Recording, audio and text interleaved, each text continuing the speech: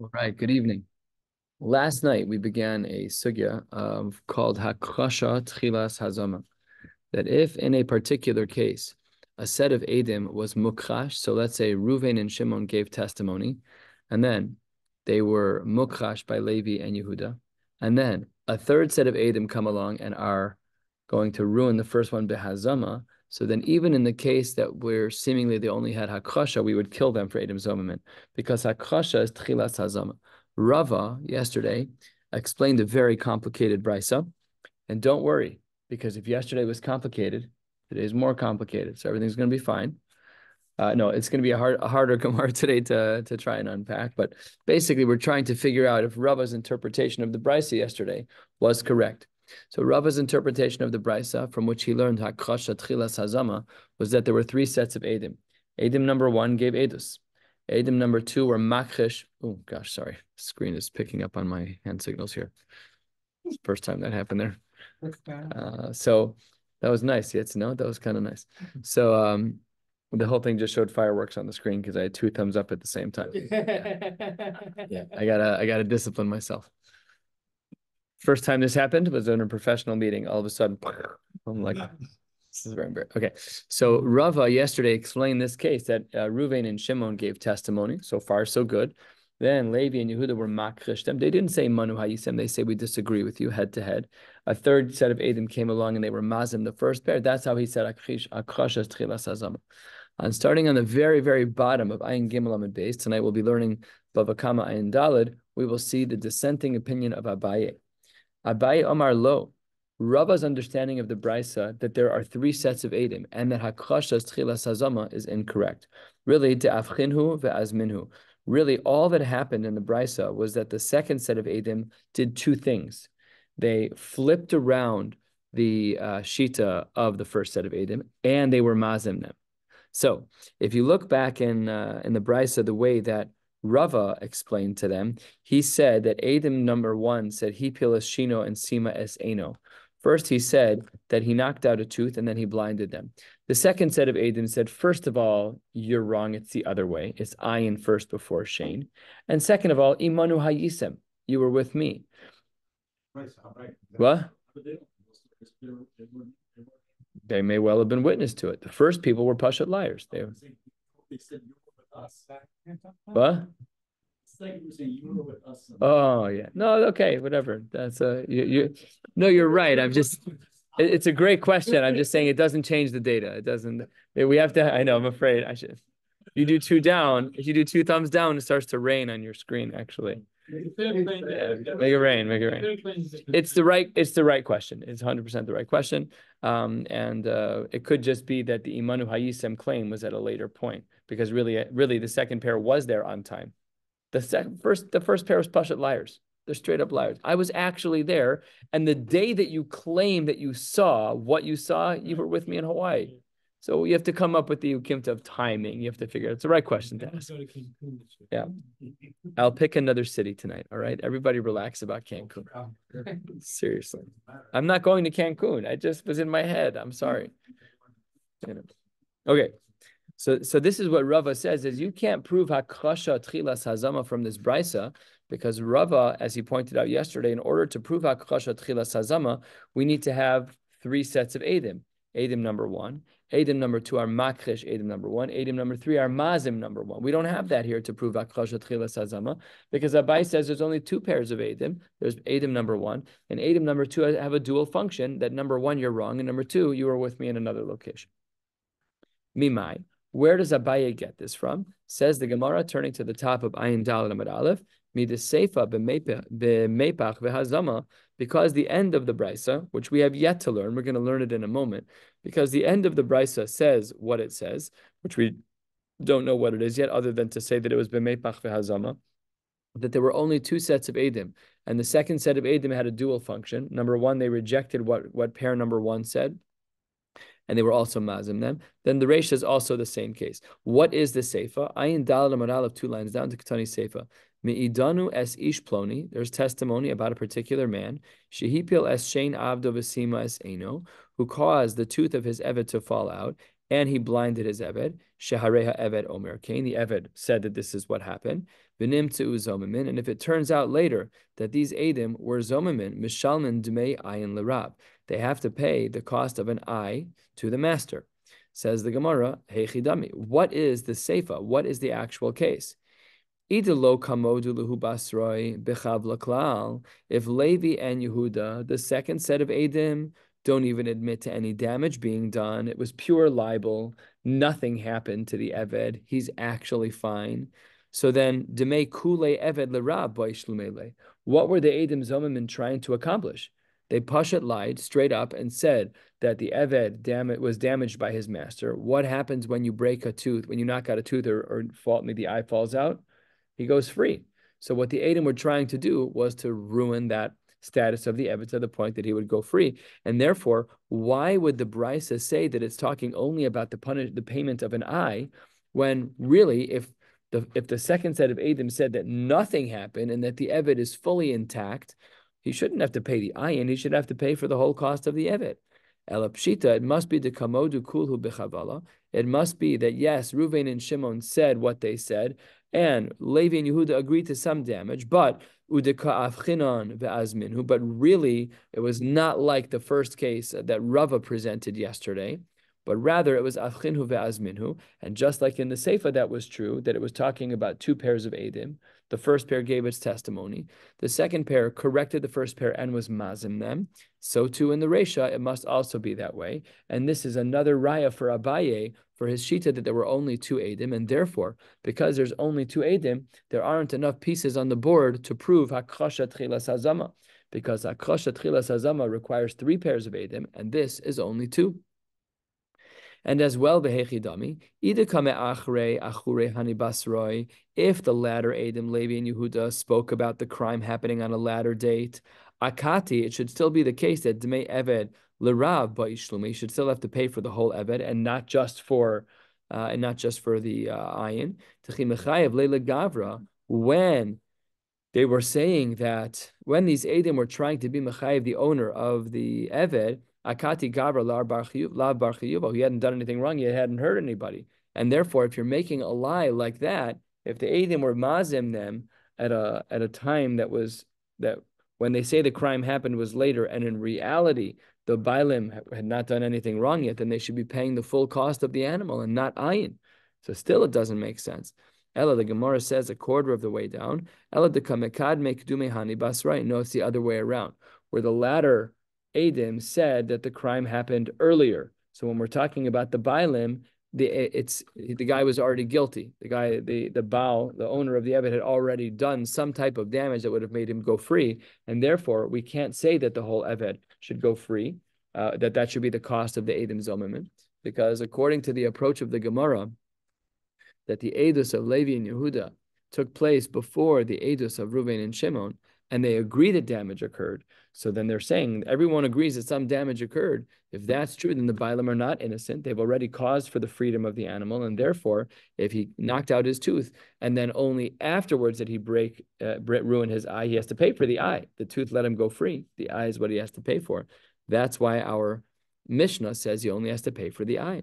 And v'idelo amad bedin, if this was not yet a case where Bezdin had adjudicated this case, akati dmei kule Eved l'rav v'ishlomele dakati gavr l'machayev.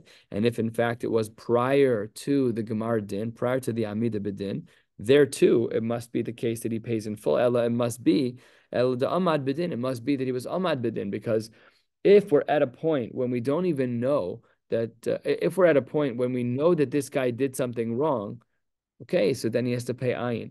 If we don't know that he did something wrong, then he'd have to pay for the whole Eved. So the Gemara now, based on the Seifa of the Brisa, indicated on numerous levels that it must be a case scenario where Levi and Yehuda agreed that a damage occurred. It must also be the case that they were talking about Levi and Yehuda claiming that the date when things happened were prior to Reuven and Shimon. And it must also be talking about where it's Amad Bedin. So this is Abaye. And Abaye is not asking if there is a din of hakrashat chilas hazama. Abaye is just pushing against Rava and saying the brisa that you're using to show hakrashat chilas hazama is not pashut. You, Rava, tried to create a scenario of three sets of Eidim.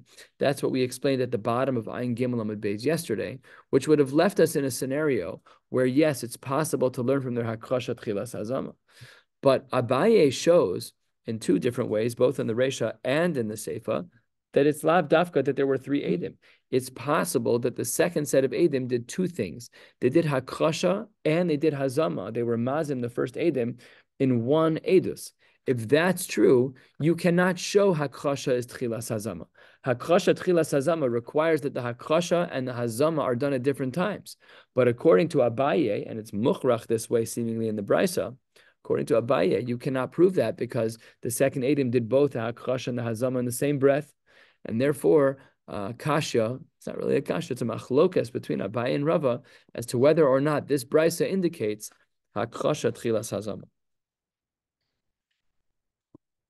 Omar le Rav Acha b'rei de Rav Ika, le Rav Ashi, Dukia de Rava mehecha. Where does Rava get his inference from? Namely, how do we know that Rava learned the Brisa right when he said that there are three pairs of Eidim? First Eidim gave their testimony, second Eidim were Makrish, and the third Eidim were Mazim, and therefore, as Rava said, we can show that Hakrasha Tchilas Hazama. Ilema me Resha. If you want to say that it's from the Resha, namely what we learned last night, that Rava says that there are three pairs of Eidim.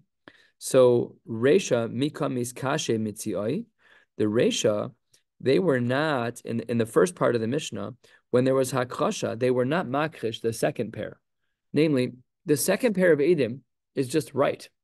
This is typically the halacha. When you have Eidim number one who say X, and Eidim number two who disagree with X, we typically agree to the second set of Eidim.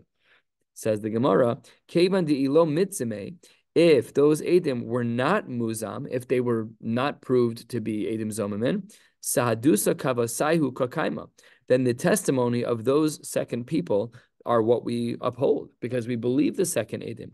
Dedina kavasayu paskinon, the yesh bechlal masayim manet. And we paskin like that second group, especially in this case where they are bichlal masayim mana. Okay, bichlal masayim mana is a shas phrase, and sometimes it's used casually in the yeshiva velt. And when people say the phrase it's bichlal masayim mana, what it means is that you and I at least agree to a minimum, right? So we weren't sure in the brisa. Did the Eidim say that the ayin was damaged first and then the tooth? In which case he'd have to pay for the tooth, a very low cost. Let's call it $10 for a tooth. Or the other way where the ayin was damaged first, or what did I say? And then the other way where the tooth was damaged first and the ayin was second, let's call it $100 to damage an ayin. Of course, these numbers are unreasonable. They're much higher. But if you and I disagree about the brisa, we all agree that the tooth is a minimal cost. So bichlal masayim maneh, we're on the same page about, okay, we argue about whether or not the cost difference between the tooth and the ayin. I understand, but it's bichlal masayim maneh. Hilkach, therefore, says the Gemara, halfway down on Ayin Dalim and Aleph, Kamayhu de kamiskachshi. It must be that when there are Eidim that are miskachesh, they're knocking out the first Eidim. Mitzioi lo miskachshi midi. The second pair of Eidim are not being touched at all. So that is a kasha that he has on the approach of Rava and an answer. And what would Rava say? Here's the answer. Amar le Rava. Rava would answer you, Amar le, he said to him, Rava savar mideresha b'shalosh kitos, sefanami b'shalosh kitos. And the fact is that Rava holds that because the Resha needed to be with three pairs of Eidim, the same thing would be true in the Seifa. It's the exact opposite svara that Abaye had. Abaye said that because the Seifa is with two pairs of Eidim total, the Resha is with two. Rava says because the Resha had to be three pairs of Eidim, the Seifa must also be three, and therefore, Hakrasha Tchilas Hazama.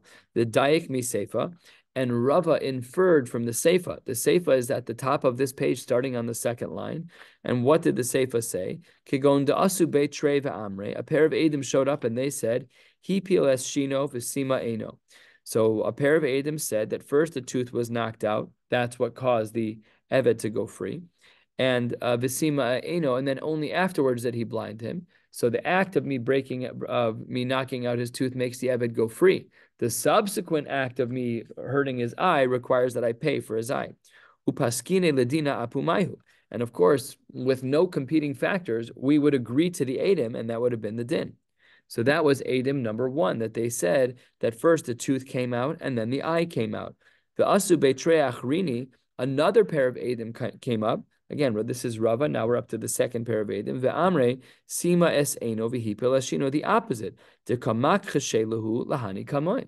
So edim number one said tooth first, and therefore, when the ayin is second, then the Baal, have to pay for the eye. Then come the Edei HaKchasha, and they say the opposite, that no, it was the ayin first and then the tooth. And then the Nimtzu Zomimin Kamoi. Then there's another set of Edim that's not Makchish, the first pair, but they're Mazim, the first pair, which teaches us what Rava was trying to teach the whole time, of HaKchasha is Tchilas HaZama. Therefore, Mishalman Dmei Ayin Lerav. And v'isal kadaitach hakrasha lav tchilas hazamahi amay mishalme. If you want to say that hakrasha is not the beginning of hazama, so why does the seifa teach us that they have to pay? They already had hakrasha. It was the hazama that happened before the payment. So therefore, we see elashma mina hakrasha tchilas hazamahi. So Rava now has a svara, the opposite of Abaye. If we would draw a chart, we would see the Brisa, part 1, part 2. Abaye would say 2 Edim in the Resha, 2 pairs of Edim in the Resha, 2 pairs of Edim in the Seifa. Rava would say 3 pairs of Edim in the Resha and 3 pairs of Edim in the Seifa. And therefore, Rava would hold HaKchasha as Tchilas Hazama with a beautiful raya that he just brought right here. And Abaye would say, whether or not we hold of HaKchasha Tchilas Hazama, I don't know, but it's certainly not from this Brisa. So therefore, that's the machlokes between the two of them. And what would Abaye say? 5, 6 lines from the bottom, and we'll be going to the Mishnah, actually to the end of the Mishnah, toward the bottom of Ayin Daled Amud Beis. The Abaye, what would he say? Amar Lach, Bishlama Reisha lo sagi de lo shalosh kitos sharei ktani harav omer kain. So Abaye is willing to acquiesce. He's willing to agree with Rava that really the Reisha does need 3 Edim, because we have this language of harav omer kain, that the Rav was in agreement with this. However, Elaseifa lama li shalosh kitos. Why is it that Rava needed to explain the Seifa with shalosh kitos? Unlike the Reisha where it said harav omer kain, in the Seifa it says shehareha eved omer kain. But an eved has an ulterior motive. The debate about whether his eye came out first or his tooth, what's the one thing the eved is thinking about? I get to go free. I don't care. You guys want to fight about which one happened first? It doesn't matter. So the fact that it says Shareya Eved Omer Kain, Eved Kol Duhu Meimar Omar, Denichale Denepuk Lecherus. This guy doesn't care one iota what happened first. It hurts. I'm uncomfortable. I need to see a doctor. And guess what? I'm free. Goodbye. I am out of here. So because of that, we therefore have a case scenario where the Seifa might be only 2 sets of Edim. What?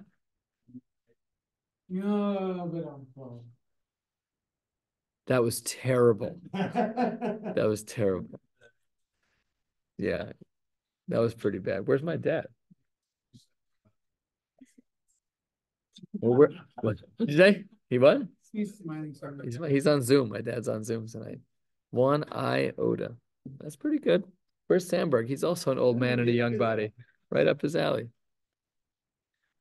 Okay, so this is the machlokes Abaye and Rava, and Lamaisa, it's a machlokes between them. Lamaisa, it is difficult to understand the initial brisa. This kind of Gemara requires a lot of patience, a lot of time. It's thick. We have to understand every line. But Omek, it is not a simple piece of Gemara.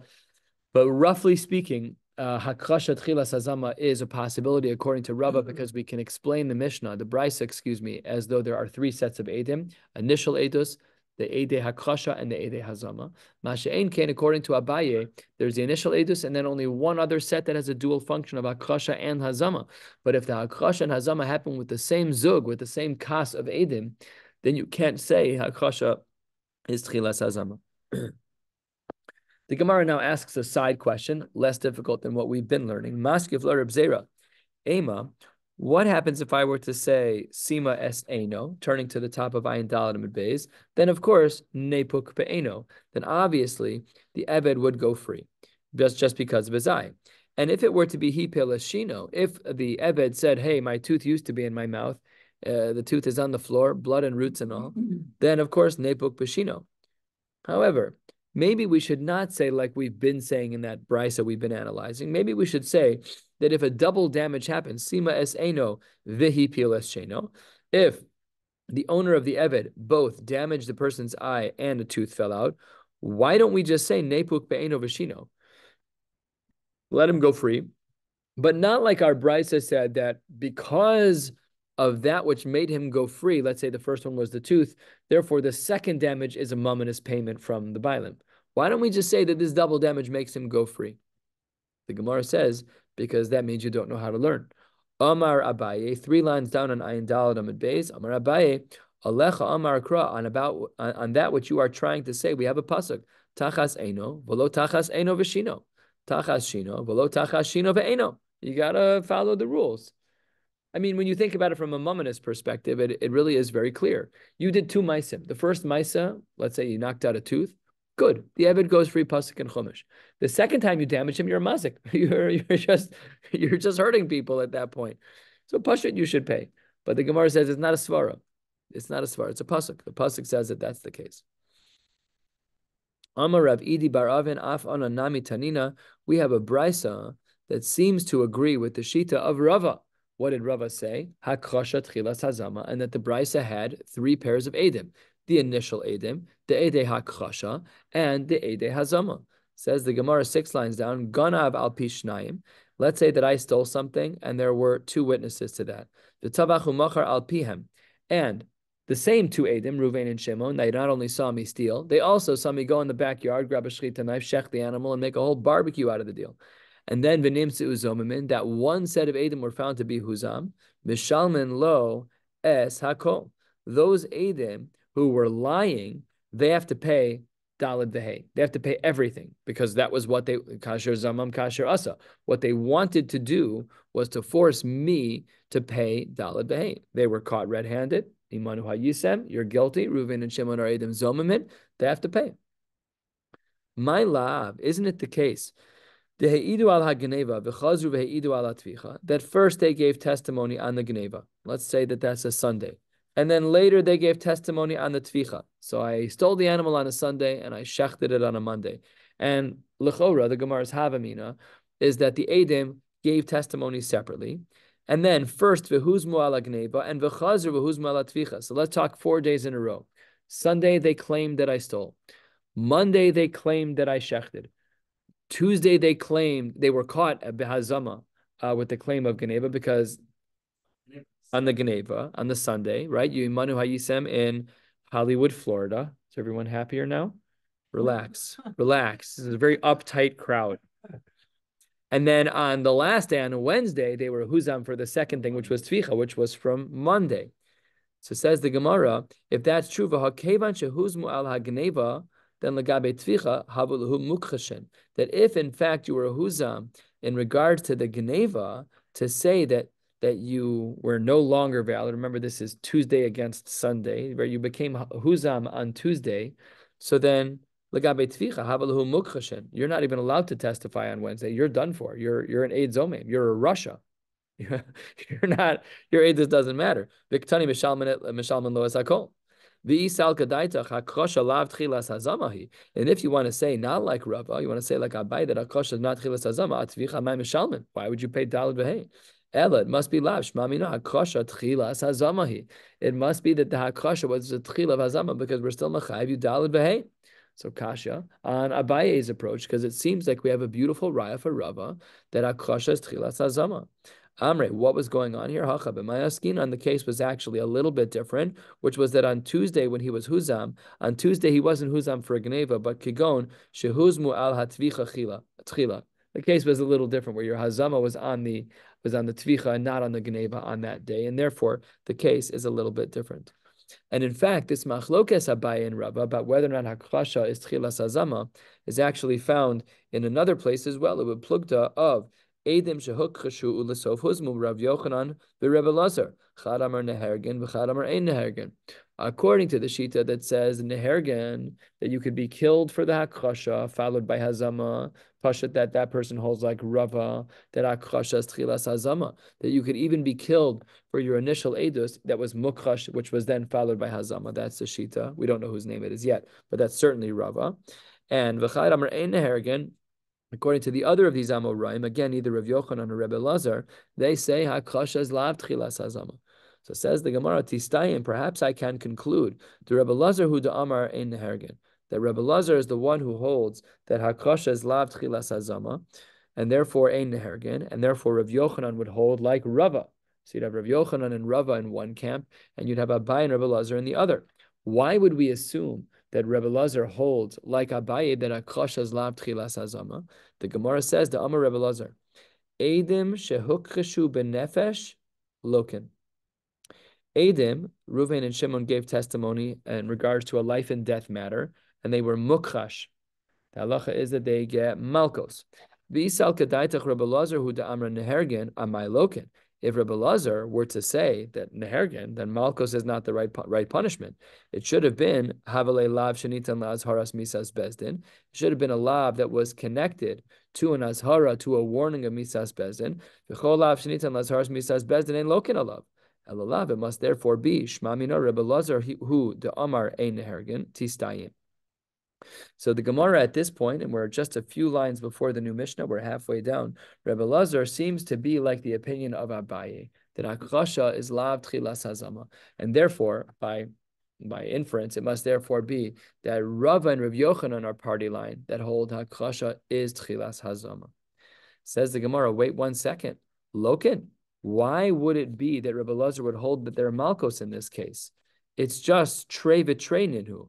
My chazis to samches ahani, smochahani. If there's just hakrasha, that's all that happened. Why would there be malkos? Reuven and Shimon gave a testimony that they saw person X kill person Y. Levi and Yehuda said, no, I saw person Y kill person X.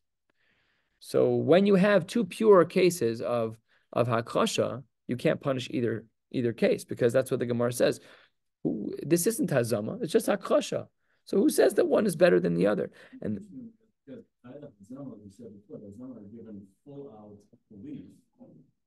the claim of Imanu Hayisem is that's what I'm saying. Yeah. That was yesterday's Gemara that there's a huge chiddush in the world. Huh?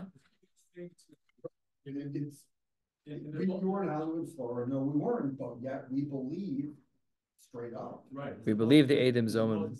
That's the whole finish, right? But if you get into the lumdus of Hakrasha versus Hazama, there's two people who might argue as to what the Metzias is. But in regards to Eidim Zomim, you're not shaykh to be an Eid. You were not here. You were in another location. It's a different claim. It's not we disagree about what happened, which is head to head. It's you are ineligible to be what? It's a different universe of Eidus. Now, if you're a sneaky guy and you want to win the battle, say Imanu Hayisem. Okay, there has to be a verification process. The Chachamim will deal with that. I'm sure the Gemara deals with that. I don't know the answer to the question, but I'm sure it's dealt with in halacha. But the idea that the two of them are the same claims is not true. Nevertheless, we still saw, it's still, according to some, that was what we saw the other day. I think it was Rava as well, who said that there was a chiddush about, that the chiddush of Eidim Zomim is that we believe them even though it's really Trei Utrei. Again, I'm giving a lumdus why that Trei Utrei is not a regular Trei Utrei. And it makes sense that there should be a difference. But what's the verification process to say, do you have to show me tickets? Do you have to show me something like cameras? Yeah, we just seemingly believe them. And that's why in the Chabor al-Chidusha, that's why the Gemara says that according to some, it's only Mikanu Lahaba, that we only say that the Rasha status of an Eid Zomim is only Mikanu Lahaba, not retroactive to the time that we claim he lied, because the whole thing is a Chiddush.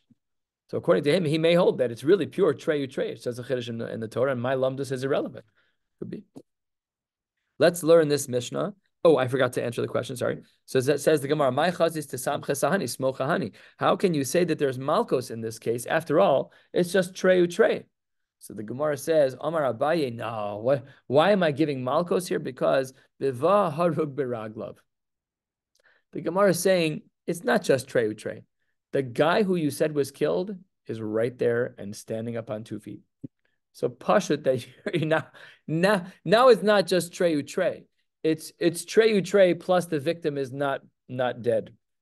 So then really I'll ask the question outside, what does that have to do with edus? You're a liar. It's not hazama, but it's kind of hazama, right? But we don't look at it that way. We say baharug baraglav is not the same as imanu hayisem. It's a definite lemaisa. The person is there. The question is, it can be an honest mistake. Well, why? But then why isn't this hazama? Pashut that the first pair of Edom were liars, because it looked like he was plunging in. It's not.